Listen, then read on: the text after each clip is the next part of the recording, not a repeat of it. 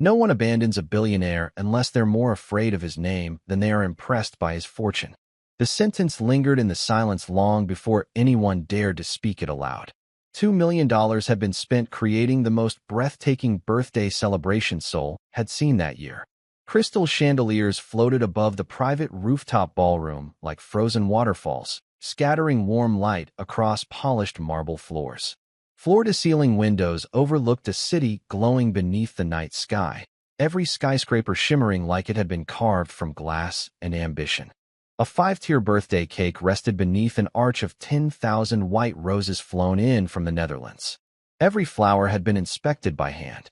Every candle burned with perfect symmetry. 70 chairs wrapped in ivory silk waited around tables dressed with imported linen, hand-polished crystal, and gold-trimmed china. 70 handwritten place cards reflected months of planning. Every guest had confirmed. Every limousine had been scheduled. Every bottle of vintage champagne waited at exactly the right temperature. Yet when the antique grandfather clock struck 8, its echo rolled across a room occupied by only one man. Kim Young-park sat motionless in his wheelchair, his tailored navy suit fitting him with quiet perfection. The watch resting beneath his cuff cost more than most luxury cars. His company employed more than 100,000 people across 4 continents. Financial News called him the youngest Korean billionaire CEO to transform a family corporation into one of Asia's most respected global enterprises. Investors admired him. Competitors feared him. Employees rarely questioned him. But admiration from a distance had never been the same as companionship. Tonight proved that more clearly than any balance sheet ever could. His expression never changed. Not when another empty elevator arrived carrying no guests. Not when another assistant quietly checked a phone before lowering disappointed eyes. Not when another candle slowly melted into wax. His face carried the calm of someone who had spent years teaching himself that disappointment should never become visible. Outside, helicopters crossed the skyline. Traffic continued flowing through the city beneath him. Somewhere below, strangers laughed over dinner without realizing the loneliest man in Seoul sat only a few hundred feet above their heads. Money had built towers. It had purchased influence. It had earned headlines around the world. But none of it had persuaded a single person to celebrate one birthday beside the man who owned it all. Then, just as the final thread of hope threatened to disappear into the silence, a soft chime echoed through the ballroom. The service elevator opened instead of the main entrance. A young black waitress stepped carefully into the room, still wearing the pressed uniform from a 12-hour shift at the luxury hotel downstairs. Her comfortable black shoes showed the miles she had walked that day. A simple name tag read Patricia Brooks. Beside her stood a quiet little boy no older than 10, holding a wrinkled brown paper bag against his chest as though it contained the most valuable gift in the world. They froze for a moment, overwhelmed by the breathtaking ballroom, the untouched birthday cake, the empty seats, and the solitary billionaire waiting in complete silence. Neither of them belonged among crystal chandeliers and billion-dollar fortunes. Neither had received an invitation. But before the night ended, they would become the only 2 people who truly understood what the richest man in the room had been wishing for all along. Patricia Brooks tightened her grip on her son's hand as the elevator doors closed behind them with a whisper that sounded almost too loud inside the enormous ballroom. She had followed a hotel supervisor upstairs believing there had been a last-minute request for additional staff, only to discover that everyone else had quietly disappeared. The room felt less like a celebration and more like a museum preserving a moment nobody wanted to witness. Jordan looked up at his mother with curious eyes. "Mom, are we in the wrong place?" he whispered. Patricia glanced around before answering softly. "Maybe. Let us make sure someone is not waiting for help." She had worked enough double shifts inside luxury hotels to recognize expensive loneliness when she saw it. Wealth decorated every corner of the room, but warmth was nowhere to be found. One of the event coordinators hurried toward them, clearly embarrassed. "I am sorry. You can head back downstairs. The party is over." Patricia looked beyond the nervous employee and noticed the man sitting alone beside the untouched birthday cake. He was not looking at the decorations. He was not looking at the city. He was simply watching the empty chairs, as though each one carried another unanswered question. "Is that the guest of honor?" she asked quietly. The coordinator hesitated before nodding. "Yes."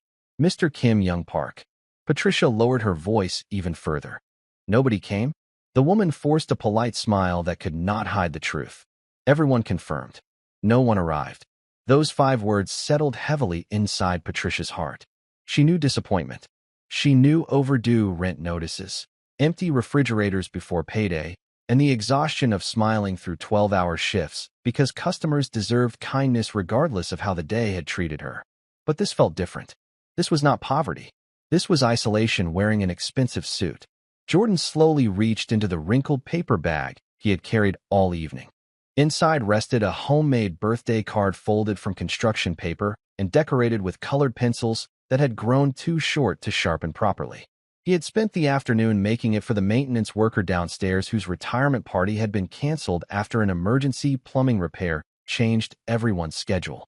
The card had never found its recipient. Jordan looked toward the lonely billionaire. "Mom," he whispered again. "He does not have a present." Patricia smiled gently, brushing a loose curl away from his forehead. "Sweetheart, that card belongs to Mr. Lewis." Jordan looked back at the silent man in the wheelchair.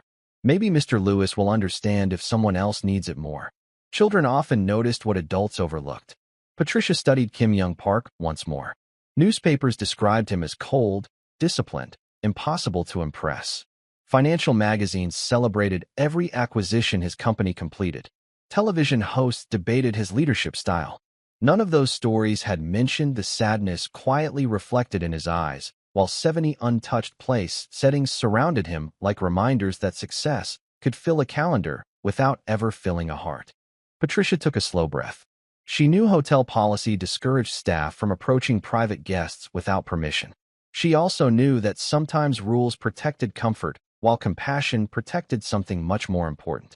Before anyone could stop her, she gently squeezed Jordan's shoulder, and together they began walking toward the man everyone admired from a distance, but no one had chosen to stand beside that night.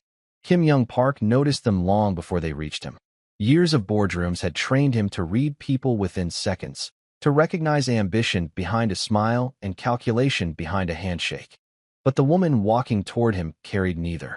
Her pace was unhurried. Her shoulders were relaxed despite the obvious uncertainty in her eyes. The little boy beside her held a crumpled paper bag with both hands, as though letting go might somehow damage whatever hope remained inside it. Several members of the hotel staff exchanged nervous glances. One manager took a cautious step forward, preparing to intervene, but Kim quietly lifted a single finger. The gesture was almost invisible, yet everyone understood. "Leave them." Patricia stopped a respectful distance from his wheelchair. For a brief moment, neither of them spoke. The silence no longer felt heavy. It felt careful, almost sacred, as if both understood that words carried unusual weight in a room that had already heard too many excuses without hearing a single sincere greeting. Patricia offered a gentle smile. "Happy birthday, Mr. Park." The words were simple. No rehearsed speech. No exaggerated enthusiasm. Just quiet sincerity. Kim blinked once. Throughout the day, he had received hundreds of automated messages from executives, business partners, and public relations teams. Every one of them had been professionally written. Every one of them had sounded empty. Yet those 3 ordinary words somehow reached a place the expensive messages never could. "Thank you," he replied softly. His voice remained calm, but even he noticed it carried a warmth absent only moments earlier. Jordan looked at his mother before taking one hesitant step forward. "Sir," he said politely, "I know this is not really for you." He carefully held out the wrinkled paper bag. "But I think birthdays should always have at least one present." Patricia immediately looked embarrassed. "Jordan, sweetheart, you do not have to." The boy gently shook his head. "I want to." Kim accepted the paper bag with slow, deliberate hands. Inside rested a folded birthday card decorated with uneven stars, bright balloons, and letters drawn by a child determined to make every word perfect. Across the front, written in careful blue pencil, were the words, "Someone is happy you were born." Kim remained perfectly still. Billion-dollar contracts had crossed his desk without changing his expression. International awards had earned nothing more than a polite nod.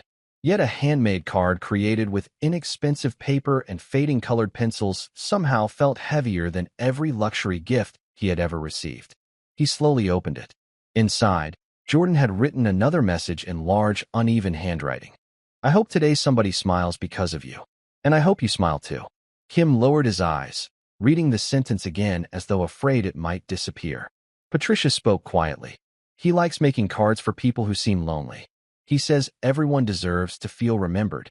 The billionaire looked toward the rows of untouched chairs surrounding them. For the first time that evening, he no longer saw empty seats. He saw the extraordinary difference between people who arrived because of influence and people who stayed because of compassion. A faint smile finally appeared across his face, small enough that most people would have missed it. But every employee standing nearby noticed immediately. So did Jordan. The little boy smiled back without hesitation, completely unaware that in less than 2 minutes he had accomplished something the most powerful people in Asia had failed to do for years. He had reminded a billionaire CEO that the rarest gift in the world had never been money. It had always been genuine human kindness. For several long seconds, no one in the ballroom moved. Hotel managers, event planners, security staff, and chefs standing near the service entrance all watched the same impossible scene unfold. The most influential businessman in the room was not studying financial reports or answering calls from international investors. He was holding a handmade birthday card with both hands, as though it were the most valuable possession he had ever received. Kim Young Park carefully closed the card before looking at Jordan again. "Did you make this yourself?" he asked. The boy nodded with quiet pride. "Yes, sir. My mom says store gifts are nice, but people remember the ones that take time." Kim smiled a little wider. "Your mother is very wise." Patricia immediately lowered her eyes, uncomfortable with compliments. "I only try to teach him that kindness costs less than regret." Those words settled over the ballroom with surprising weight. They were not directed at anyone in particular, yet almost every employee silently reflected on the empty chairs surrounding them. Many of them had worked for the hotel long enough to recognize powerful guests by name. But tonight they had witnessed something wealth could not purchase. Compassion had entered through the service elevator instead of the grand entrance. Kim looked toward one of his assistants. "How many slices are in that cake?" The young assistant blinked, surprised by the question. "Approximately 100, sir." Kim nodded thoughtfully before turning back to Patricia and Jordan. "Would you both do me the honor of helping me celebrate?" Patricia instinctively hesitated. "Mr. Park, we are still on duty." Before she could say another word, the hotel general manager stepped forward with an unexpected smile. "Miss Brooks, your shift officially ended 20 minutes ago. As far as I am concerned, you are now our guest." Patricia looked genuinely surprised. She had spent years serving elegant dinners without ever sitting at one herself.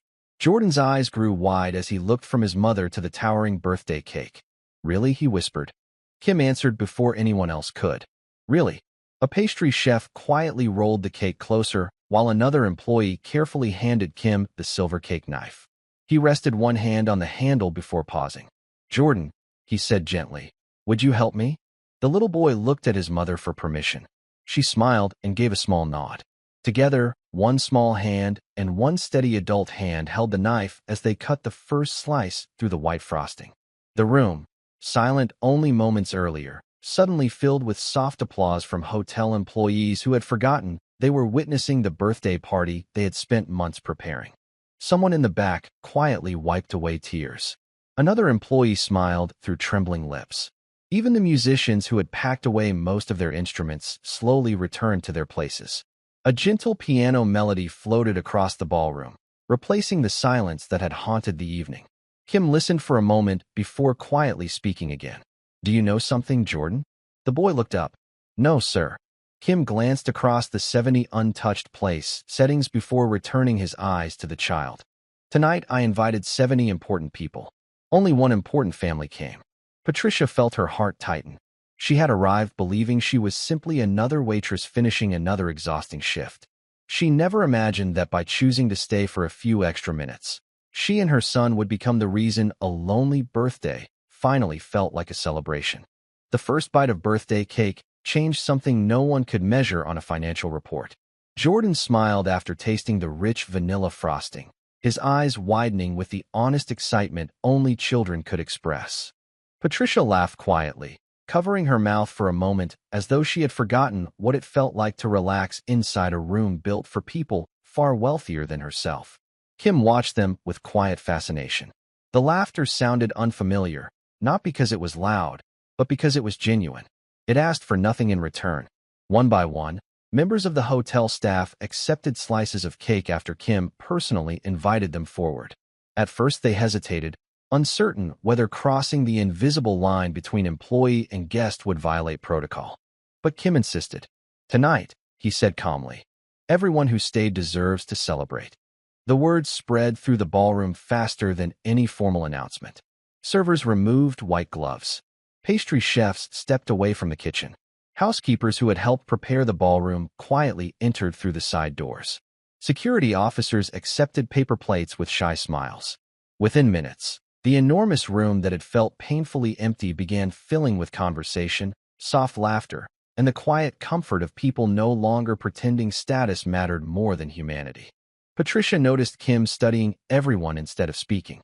"You are observing," she said gently. He nodded. "I spent years believing leadership meant being respected."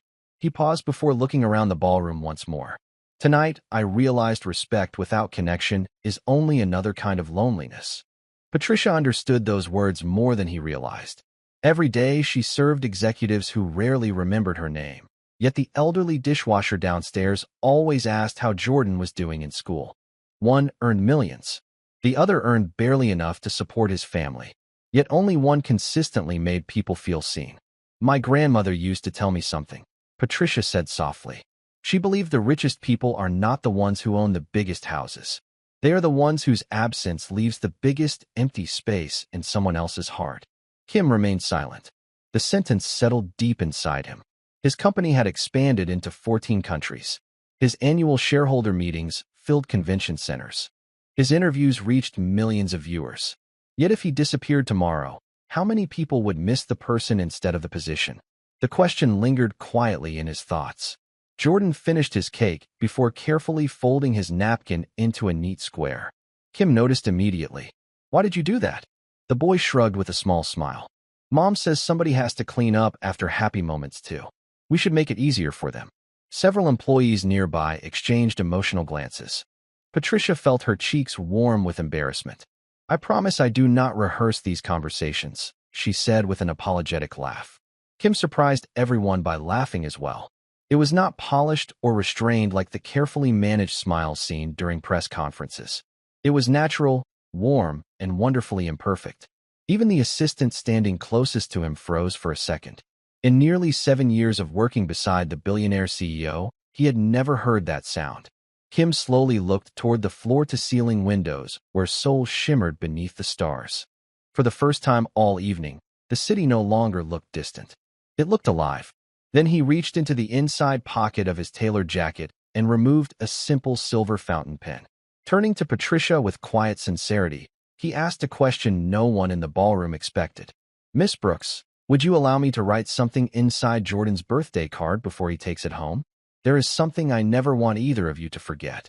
Patricia looked at the card for a moment before offering it back with both hands.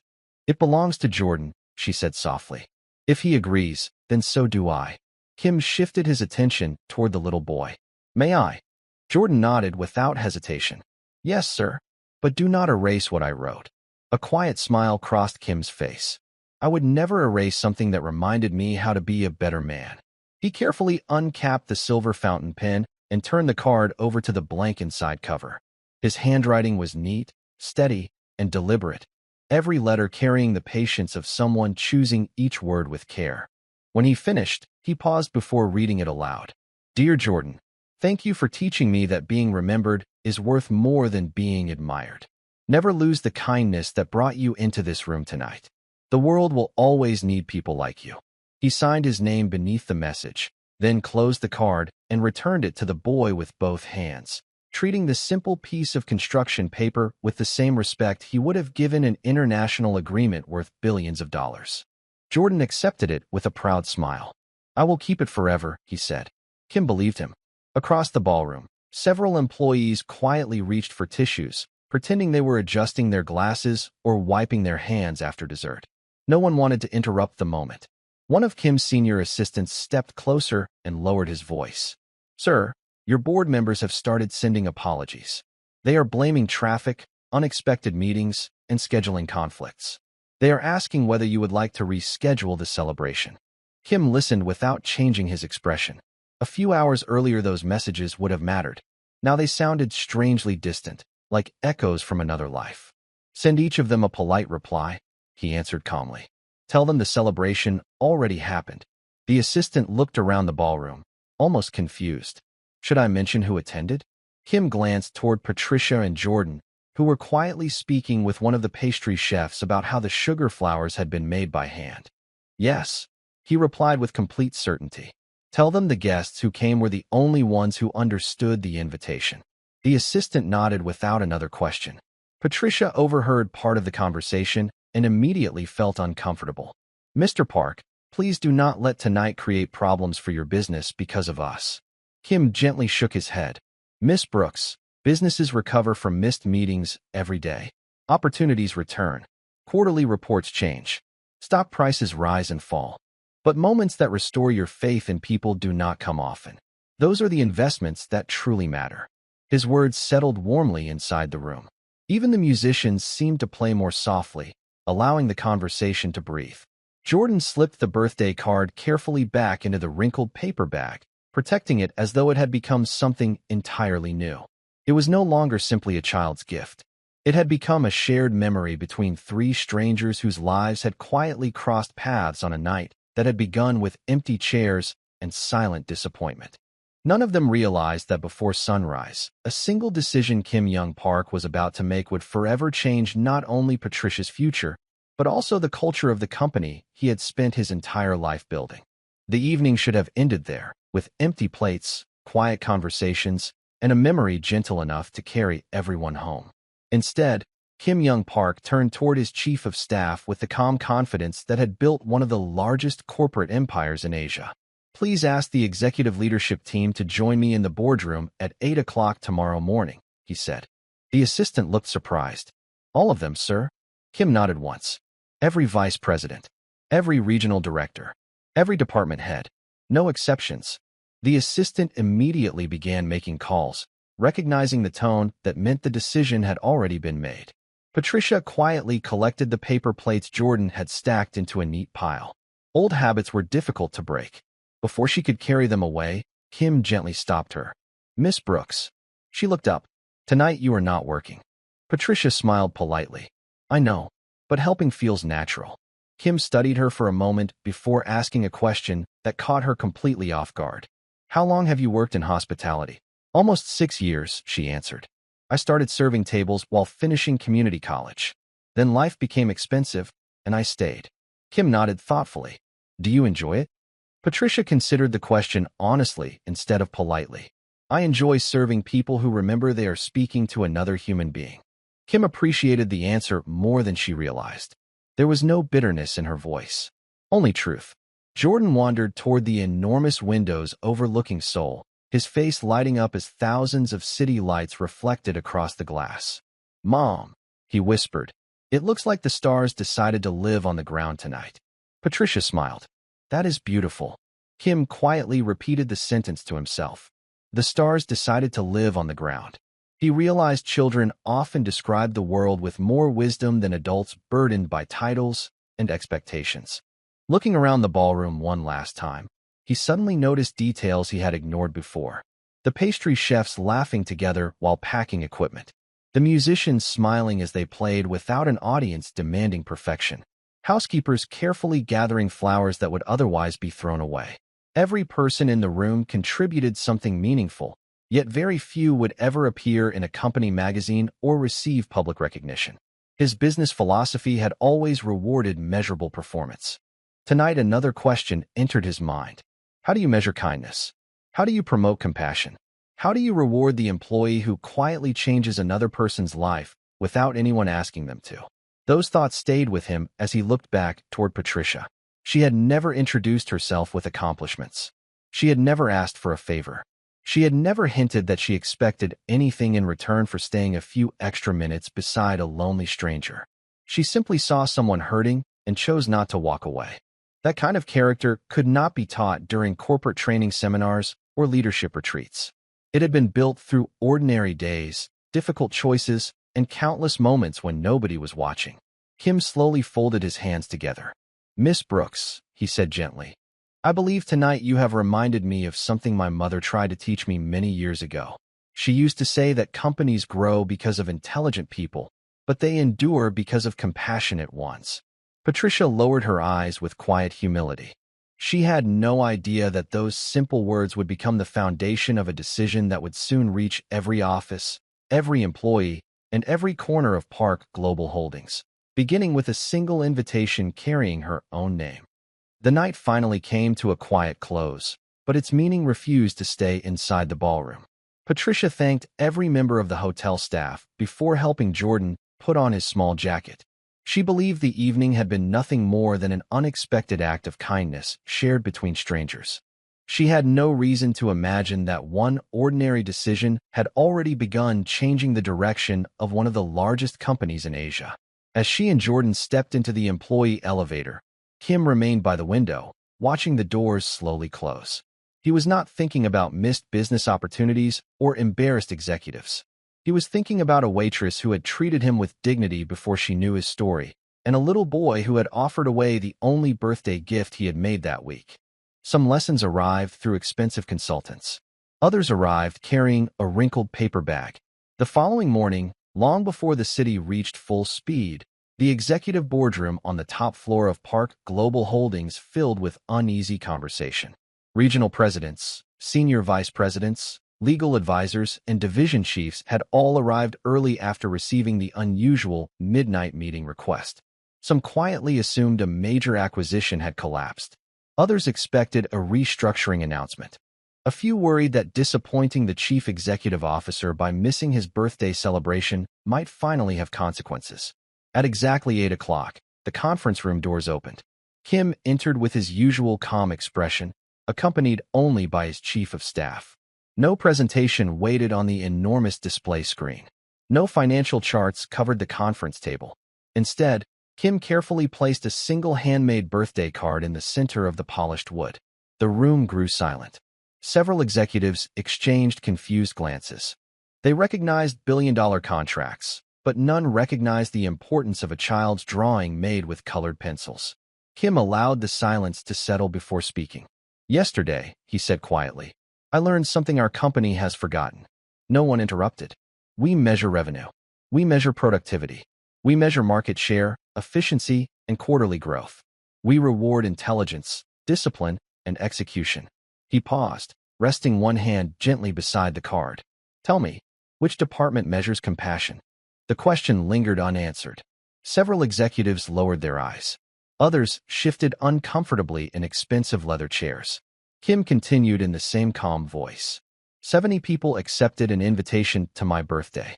70 successful, influential, accomplished people. Not one arrived. Yet a black waitress who had just finished a 12-hour shift and her young son chose to stay because they believed no person should celebrate alone. He slowly opened the card so everyone could read the uneven handwriting across the page. "Someone is happy you were born." The words looked almost childlike beneath the bright conference lights, but their simplicity carried more weight than any annual report. Kim looked around the room, meeting every pair of eyes without anger or accusation. Yesterday our company did not fail because executives missed a dinner. It failed because somewhere along the way we began confusing professional success with human character. No one defended themselves. No one reached for excuses. The room remained completely still as every leader realized they were no longer attending an ordinary business meeting. They were witnessing the beginning of a culture that would no longer be built only on profit, but on the kind of humanity that had quietly entered through a service elevator the night before. No one spoke for several moments after the meeting ended. The executives quietly filed out of the boardroom, carrying something far heavier than laptops or briefing folders. They carried the uncomfortable realization that a little boy with a handmade birthday card had demonstrated more leadership in one evening than many accomplished professionals had shown in years. Kim Young Park remained alone beside the conference table until his chief of staff returned with a thin cream-colored envelope. Across the front, written in elegant lettering, was a single name. "Patricia Brooks. Have this delivered personally," Kim said.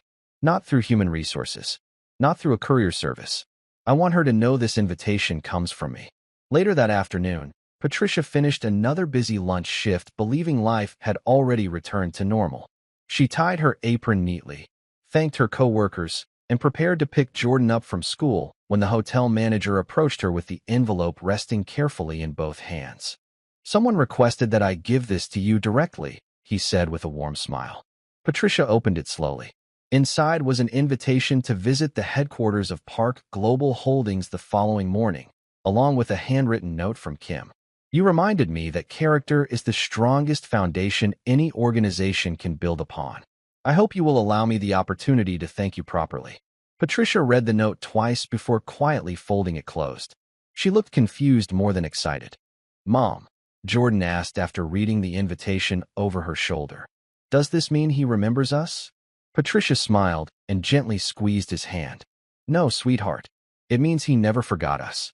The next morning, she arrived wearing the simplest navy dress she owned, uncertain why one of the most respected chief executive officers in Asia had asked to see an ordinary waitress. When the elevator doors opened on the executive floor, Kim was already waiting instead of sending an assistant. "Welcome," he said warmly. "I have been looking forward to seeing both of you again." Jordan smiled immediately. "Happy late birthday, sir." Kim laughed softly. "Thank you. It has become my favorite birthday." He then handed Patricia a folder instead of a gift box. Inside was not a check, nor an extravagant reward, but an offer to become the company's first director of employee experience and community culture, a position created to strengthen compassion, dignity, and service throughout every level of Park Global Holdings. Patricia looked up in disbelief. "Mr. Park, I have never been a corporate executive." Kim nodded. "Exactly. I already have people who understand business. I am looking for someone who understands people." Tears quietly filled Patricia's eyes, not because of the opportunity itself, but because someone had finally recognized qualities no resume could fully describe. She accepted with quiet gratitude, promising only one thing: "I will never let anyone inside this company feel invisible." Months later, employees noticed small changes spreading through every office. Managers learned the names of custodians. Executives regularly shared meals with frontline staff. Birthdays were celebrated whether someone worked in the boardroom or the cafeteria. Recognition became less about titles and more about kindness. Visitors often wondered why the headquarters felt unusually welcoming. Few knew the answer rested inside a simple picture frame hanging in Kim's private office. Behind his desk, surrounded by awards worth millions of dollars, remained a wrinkled construction paper birthday card with uneven stars drawn by a child. Whenever someone asked why such an ordinary card occupied the place of honor, Kim always smiled before giving the same answer. "Because the greatest investment I ever received cost nothing except the courage of a black waitress who chose compassion over convenience, and a little boy who reminded a lonely billionaire that power may build an empire, but kindness is what finally gives it a heart."